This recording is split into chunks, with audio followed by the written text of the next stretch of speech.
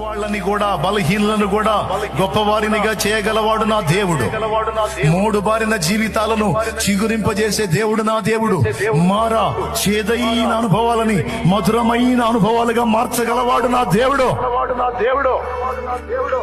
అలాంటి దేవుని భక్తురాలైన నేను నా బిడ్డని వాళ్ళన్నట్టు పిచ్చోడు, వెర్రోడు, సోదోడు, బలహీనుడు, పాపిష్టోడు అట్టంటాడు నేనెందుకంటానో. వాడు ప్రస్తుతం ఇలా ఉంటే ఉండొచ్చు, కానీ భవిష్యత్తులో వాడు ప్రపంచం మొత్తాన్ని వెలిగించి ఒక వెలుగవుతాడు.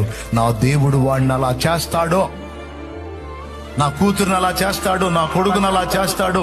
నా పిల్లల్ని ప్రయోజకులుగా నేను చేయలేకపోవచ్చు, నా దేవుని చేతికి వాళ్ళని అప్పచెప్పాను. వాళ్ళని నా దేవుడు అలా తీర్చిదిద్దుతాడో. అందుకు ఆయన బలవంతుడు, జ్ఞానవంతుడు, శక్తివంతుడు.